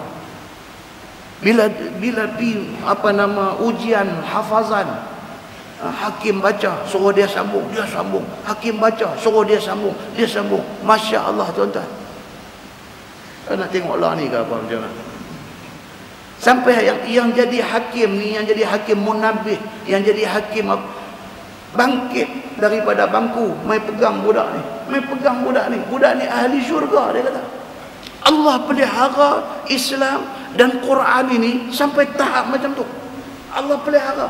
Bukan sahaja orang umur belas-belas, bukan orang umur 20-an, Allah izin untuk hafal Quran. Sampai budak 6 tahun, Allah izin dia untuk hafal Quran. Bermakna apa dia? Sebarang usaha untuk nak punah ranahkan Quran tidak akan berjaya dengan adanya orang-orang yang hafal Quran macam ni. Muslimin dan muslimat yang dirahmati Allah sekalian. Hebatnya Islam, agama kita ni hebat dia sampai macam tu. Dan benda yang sama diguna pakai oleh agama-agama lain. Saya pergi Baitul Maqdis hari tu ni, pergi ziarah makam yang katanya makam Nabi Daud. Kita tak tahu kubur ni betul tak betul, kita tak tahu. Yang betul-betul confirm kata kubur betul ni kubur siapa? Kubur Nabi sallallahu alaihi wasallam. Yang tu aja. Lain daripada kubur Nabi Muhammad sallallahu alaihi wasallam ni 2-3 version nanti ada. Kata Nabi Musa punya kubur tang ni ada version lain, kata ada tang lain. Ada kata kubur Nabi Ibrahim tang ni ada version lain, kata ada delay, tak ada. Yang semua orang tak berani kata ada delay, makam Nabi Muhammad sallallahu alaihi wasallam memang tang tu. Muslimin dan muslimat yang dirahmati Allah sekalian. Kita pi sampai depa kata di sini kubur siapa? King David. Kubur Nabi Daud dia panggil King David. Kubur King David di Baitul Maqdis ni ada di dalam ma'had tahfiz Taurat. Bukan ma'had tahfiz Quran, ma'had tahfiz Taurat. Depa pun ada ma'had depa, ma'had tahfiz depa. Kita sampai nak masuk, kalau kita pakai ketayak, pakai kepiah tak apa, boleh masuk. Siapa hak jenis duk penat remeh tak pakai ni, dia bagi ketayak kuih pau dia tu. Tayak yang Yahudi duk pakai tu tu. Dia buh kaunter sana, ambil buh pakai tengah tu. Dan kawan-kawan kita yang tak pakai kepiah ni masa api, ambil yang tu. Ambil gambar pula dua api tu. Orang kita ni kira apa kan nak ambil gambar lah kan. Buh halus dia tu. Okey, ambil tu ikut tak lekat ni tu. Tu. Kan? Lepas tu ketayak tu kalau nak bagi balik pun dia ambil, kalau nak selinap bawa balik pun bawa balik bih. Dia pun tak kisah. Pasal apa? Pasal dia pun syok kita bawa balik ketayak dia, kita tolong promote ketayak dia di luar. Ketayak halus tu. Duduk tengah tu. Masuk sebelum jumpa yang katanya. Tu sebab saya sebut yang katanya tu, kita tak tahu betul tak betul kubur Nabi Daud. Yang katanya kubur Nabi Daud tu, kita masuk jumpa dia punya kelai hafal Taurat dia dulu. Ni dengan rambut turun merambut kot ni Yahudi. Rambut turun merambut kot ni dengan pakai ketayak halus tu dengan apa. Depa pun duk mengapai, kita tengok macam budak-budak Masjid Negeri duk mengapai. Apa duk apa? Duk apa? Kan? Tak lagi hak lagu duk cekak kepala ni duk apa? Lagu duk antuk di meja lagu tu nak apa ni Taurat ni. Pasal apa? Pasal depa pun tak mau Taurat depa tu lupa. Depa mau ada generasi yang hafal Taurat depa. Nampak? Macam tu. Kita masuk pergi sampai dekat kubur tu, ada satu rostrum. Satu rostrum macam orang duk ceramah dengan rostrum tu, yang tu mudir Ma'had Tahfiz dia. Mudir dia panggil, pengetua dia. Duk datang tu dengan orang tua, dengan umai rambut kot ni ada juga, dengan tayah halus, yang tu baca lagi kasar. Dia baca macam nak remuk kepala pergi ke rostrum tu, dia duduk ni, dia mengapai dengan kitab dia duduk depan. Saya tengok, oi, geng Hakpi ni pula duk buat melawak pula. Kebetulan masa kami masuk tu dia duk baca ni menangis. Duk baca ni bahasa Hebrew ni, bahasa Hebrew. Nangis. Lepas duk tanya saya pula, ni geng Hakpi ni semua nakai-nakai. Kata ustaz, ni ayat sedih kot ni, tengok daripada dia teriak. Apa cakap pandai lagi, apa bubuh kurung tu tak balik kita kata. Ni hak ramai ni. Ustaz bunyi kat belakang, ustaz ayat sedih kot no. Seronok juga pergi dengan geng-geng macam ni kan. Todok juga pergi cuak-cuak jugalah. Nak habangnya kata apa? Kalau kita ada cara untuk nak memastikan kelangsungan ayat Quran, demikianlah dengan depa hak tak betul ni, depa juga ada ma'had depa untuk nak memastikan kelangsungan kitab depa itu. Sentiasa ada orang yang hafal. Nah, muslimin dan muslimat yang dirahmati Allah sekalian. Firman Allah, wa kanu alaihi syuhada, dan adalah mereka itu, yakni Yahudi, atasnya jadi saksi bahawa Taurat itu sebenar. Depa saksi depan Allah. Taurat hak betul turun tu hak mana? Hak depa duk baca lah, hak betul tak betul depa tahu. Depa jawab depan Allah esok. Hak Allah buat turun Injil betul dekat Nabi Isa tu macam mana? Dengan Injil yang dah diselewengkan macam mana? Ada di kalangan ulama-ulama depa yang tahu benda ni. Depa tipu tang mana, depa ubah tang mana, depa jawab depan Allah Subhanahu wa taala di hari akhirat esok. Firman Allah, fala takhshawun nas, maka janganlah kamu takut akan manusia wahai orang Yahudi, dalam nak menzahirkan hukum sebenar, yakni tentang sifat Nabi Muhammad sallallahu alaihi wasallam dan hukum rejam yang ada di dalam Taurat itu. Allah Subhanahu wa taala sebut kata apa? Takutlah pada Allah, jangan takut manusia. Habang hak betul. Taurat ada tak ada cerita pasal Nabi Muhammad? Ada, habang. Tapi ulama-ulama dia potong ayat tu.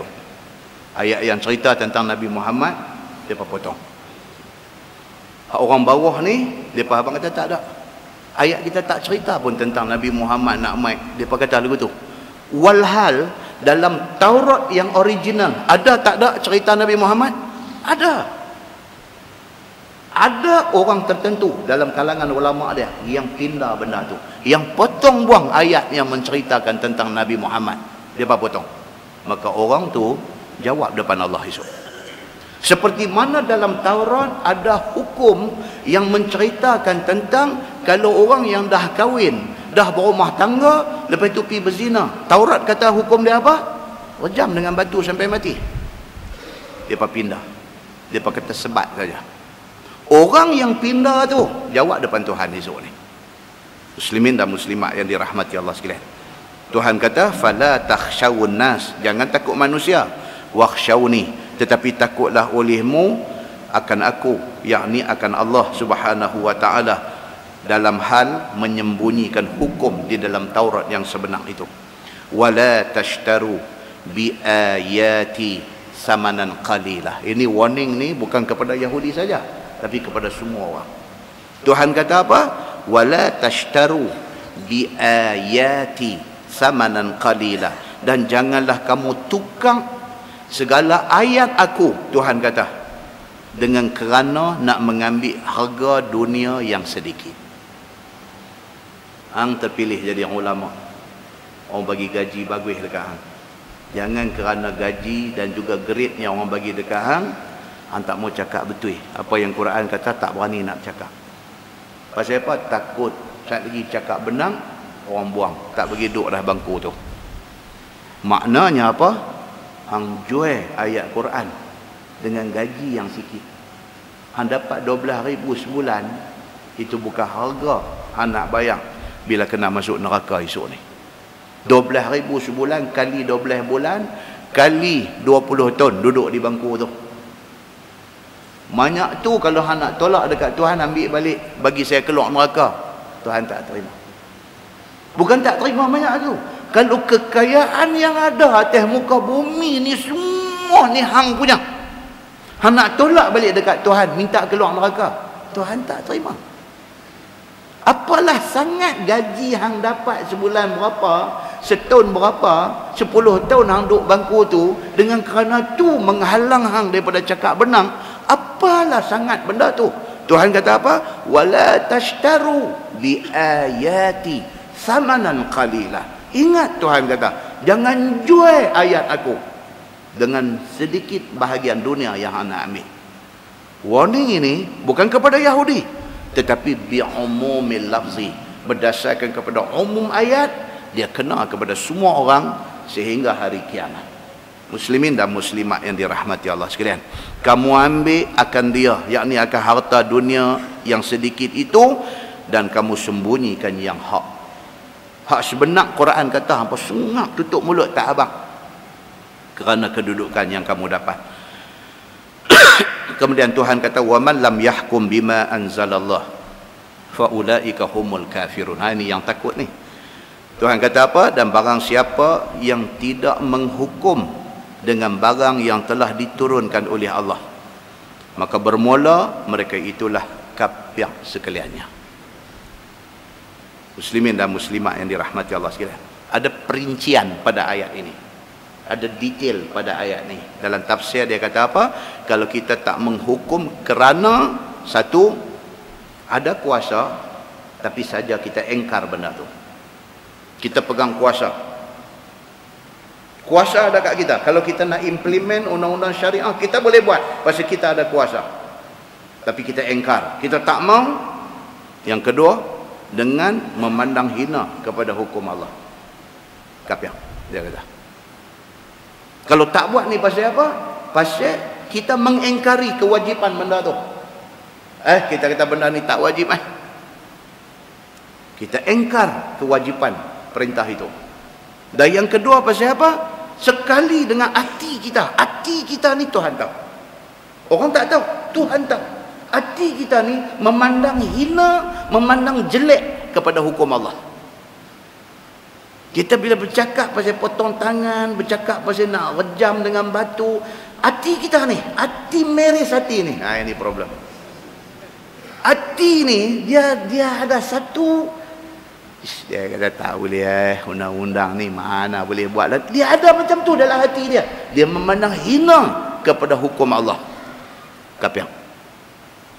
Sebaliknya, dia kata kalau sekiranya dia tidak melaksanakan hukum tu, dia ada kuasa, tapi dia tidak melaksanakan hukum yang Allah suruh ni. Pasal apa? Bukan pasal dia engkar, hati dia kata benda ni memang ayat Quran, memang kena buat, dia kata. Cuma, dia main cuma. Cuma apa? Mungkin belum time, dia kata. Kita perlu lagi masa untuk bagi faham dekat orang. Misalnya, benda ni hati meresati ni Tuhan tahu. Ni, orang yang pegang kuasa ni, apa duk ada dalam hati dia? Kalau dalam hati dia, memang dia ada ingat nak buat. Tapi dia kata kita nak buat ni yang kisah. Kita nak sikit masa lagi. Kita nak cari kepakaran untuk orang laksanakan benda ni dan sebagainya. Kalau macam tu, dia tidak mengekari wajibnya benda tu. Dia tak engkar dan dia tak pernah hina kepada hukum Tuhan. Cuma dia duk ingat macam tu. Kalau buat dalam keadaan tak ready ni, takut jadi duduk, orang ini fasik dan zalim. Berdosa. Berdosa. Fasik dan zalim. Nampak tuan-tuan? Nak lari tak boleh. Cerita dia nak kena buat, dan la ni nak kena start. Nak kena buat dengan cara yang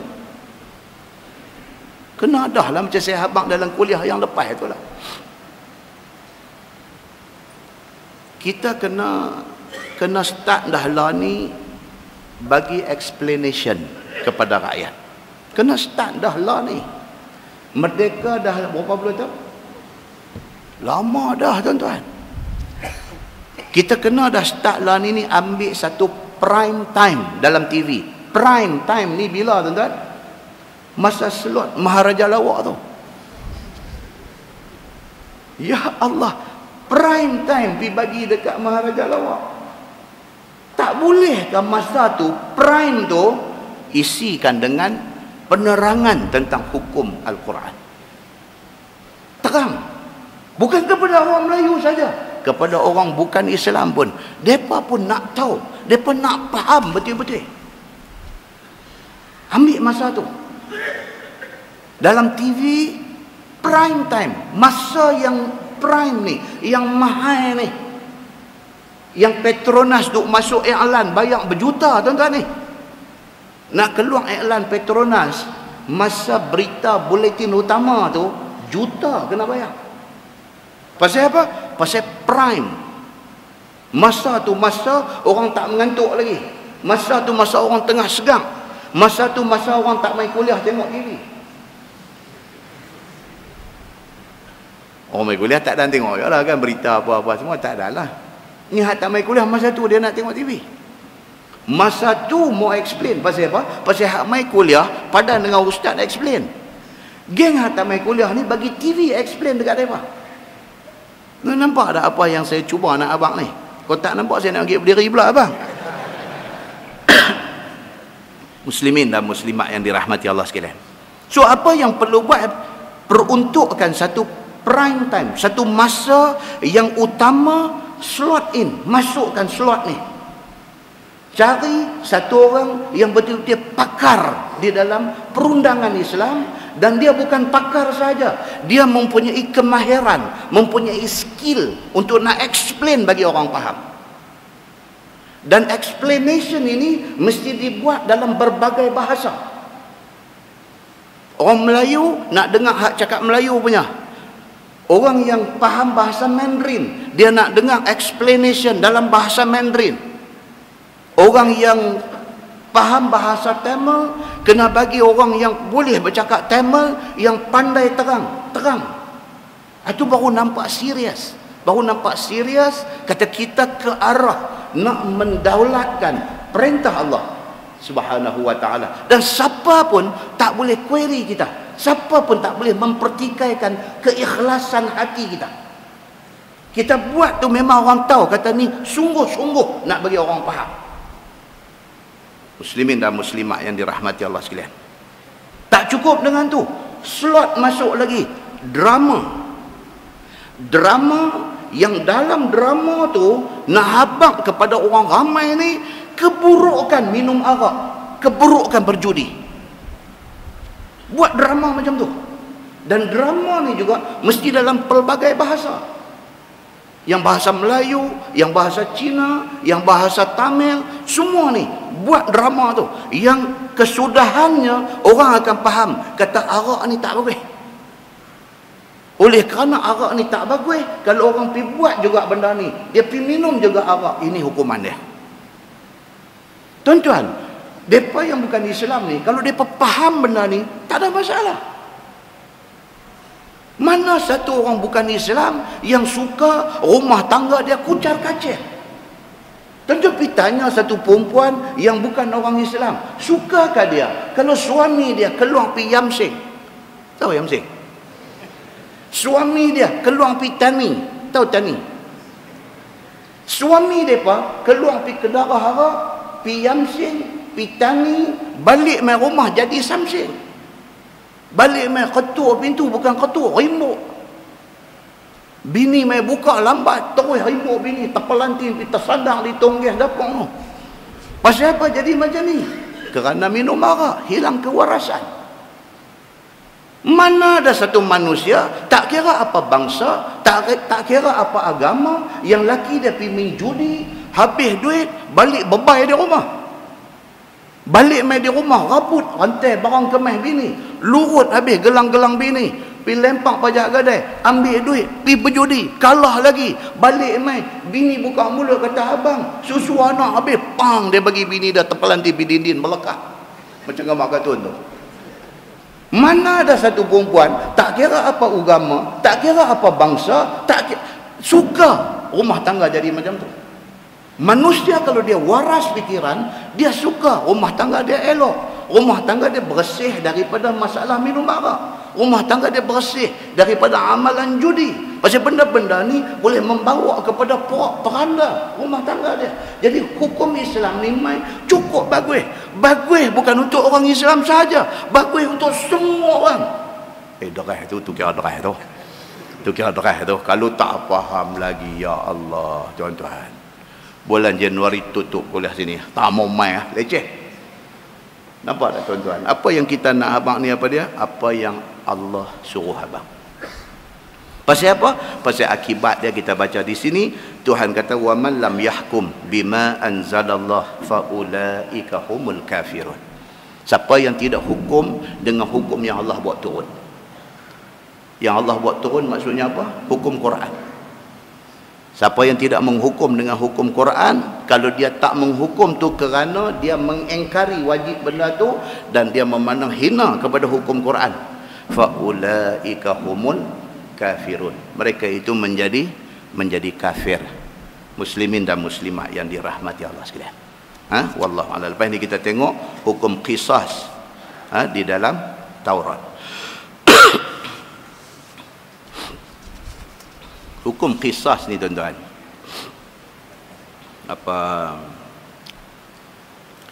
itu ada jadi satu kes di Saudi. Ni gazet lah, gazet. Kuliah akan datang bulan 1 insya-Allah. Dua orang Mesir,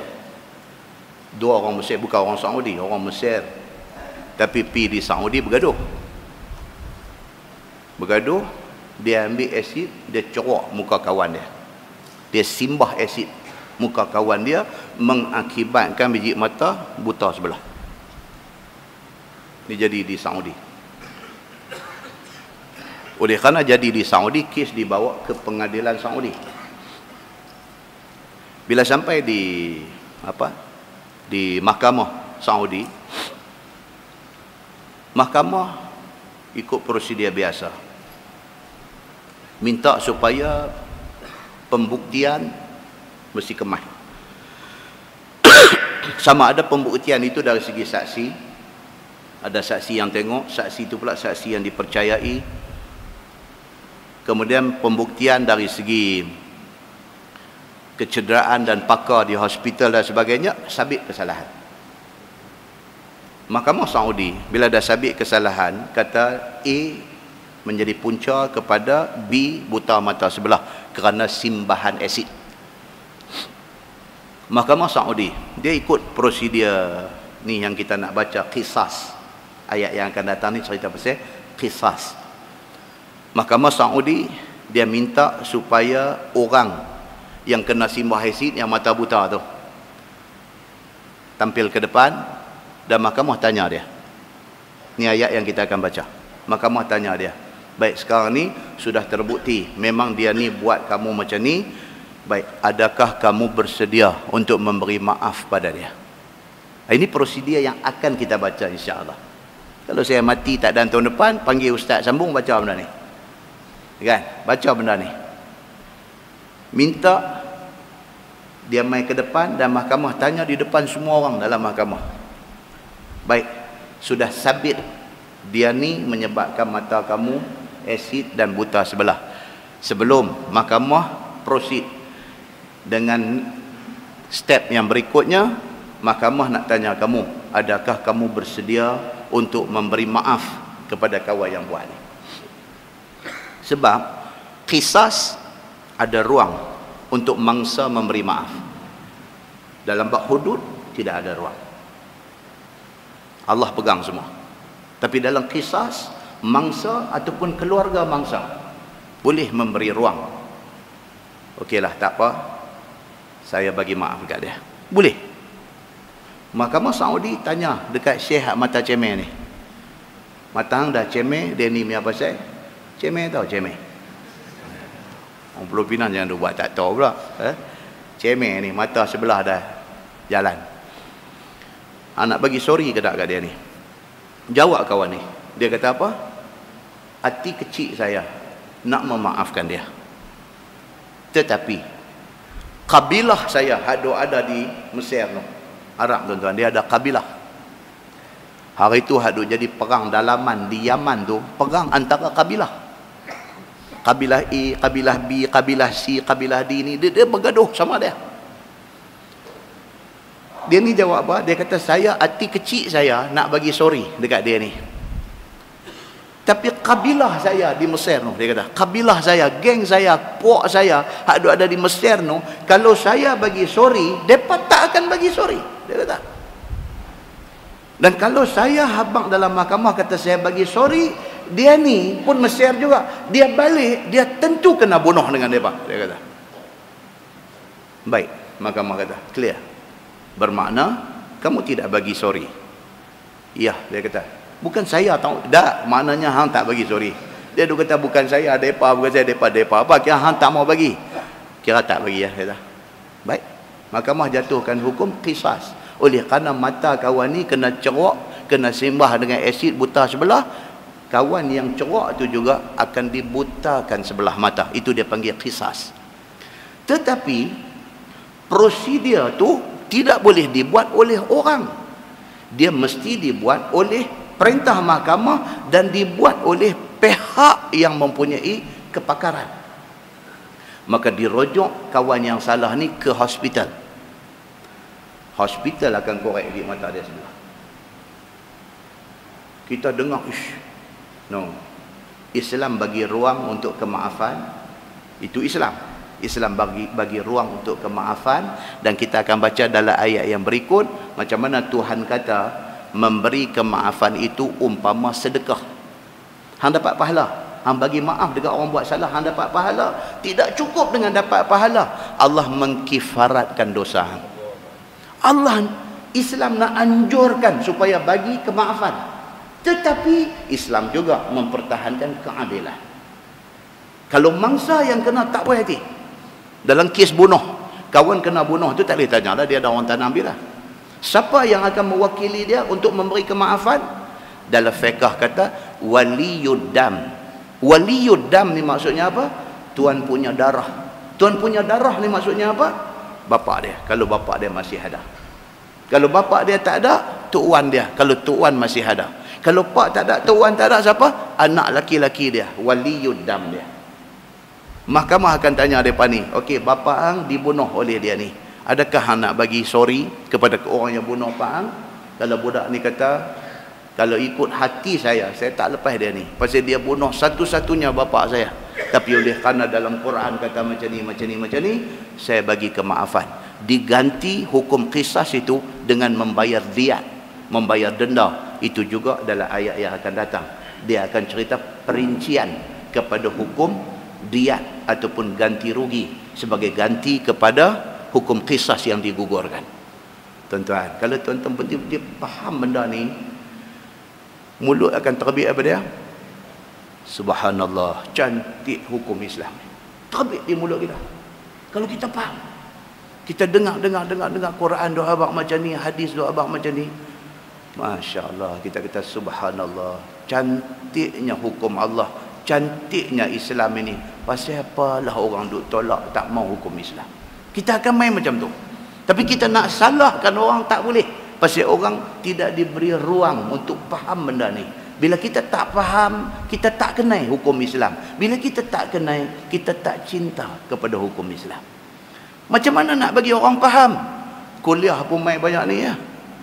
Ni kita kata ramai dah ni. Kita alhamdulillah ramai banyak ni.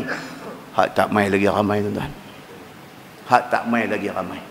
Siapa nak pergi bagi faham kepada hak tak mai ni? Khutbah Jumaat. Khutbah Jumaat ni sepatutnya diisi dalam slot yang berbeza. Bukan hangat daripada Assalamualaikum tu hangat sampai nak hawin tungkat turun. Dah. Tapi khutbah Jumaat itu sendiri mesti ada bahagian dia. Ada bahagian suntikkan semangat, ada bahagian ilmu mesti diberikan. Dia kena tu. Orang yang nak khutbah tu dia duduk di rumah, sebelum dia kena buat dulu. Okey, the first 5 minutes bagi semangat. The second 10 minutes bagi ilmu. The last 5 minutes macam mana nak simpuikan balik benda ni. Sama macam orang buat ceramah Maulid Nabi ke, ceramah ma'al hijrah ke apa ke, daripada start bismillah sampai habis wabillahi taufiq wal hidayah tu mesti direncanakan. Tak boleh main rencam masuk, tak boleh tuan-tuan. Itu tidak cerdik nama dia. Masukkan, ada slot kesedaran, ada slot ilmu, ada slot kesimpulan kepada apa yang kita bagi tadi. Jadi jemaah yang main dengar ni, dia dapat semua. Dia dapat semangat pun dia dapat, ilmu pun dia dapat. Sebab dia tak ada masa nak main kuliah pengajian. Dia hanya ada masa untuk main semayang jemaat. Masa semayang jemaat itu, jangan lupakan aspek ilmu mesti masuk dalam khutbah jemaat. Semangat pun dia dapat, ilmu pun dia dapat. Dia balik sekali lagi, dia buat kereta, dia buat motor tu, fikiran dia masih lagi duk ingat benda orang bagi tadi. Kalau boleh, injek masuk dalam khutbah tu kesedaran dia untuk dia nak main masjid, nak mengaji. Pasal khutbah sangat limited time. 15 minit, 20 minit. Apalah yang kita boleh book dalam 15-20 minit ini. Kuliah pengajian ini 1,5 jam. Ini masa untuk kita nak bagi lebih kefahaman kepada orang yang mai dengar. Semua benda mesti dengan perancangan. Barulah kita bijak dan orang yang mai dapat manfaat dia. Kita tangguhkan dengan tasbih kafarah dan suratul Asr. Subhanakallahumma wa bihamdika. Asyhadu an la ilaha illa anta astaghfiruka. Bismillahirrahmanirrahim. Wal 'asr. Innal insana illa allazina amanu tawasaw bil haqqi wa tawasaw.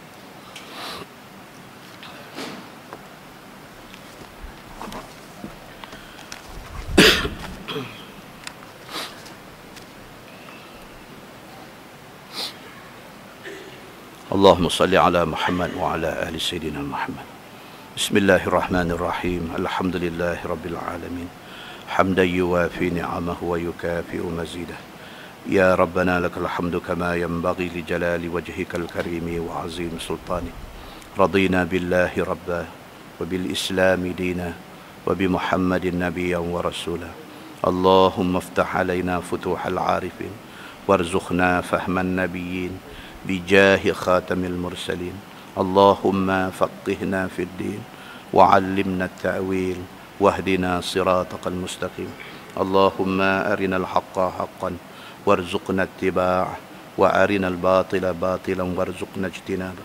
اللهم اجعل جمعنا جمعا مرحوما وتفرقنا من بعده تفرقا معصوما. وصلى الله على محمد وعلى آله وصحبه وسلم. والحمد لله رب العالمين. السلام عليكم.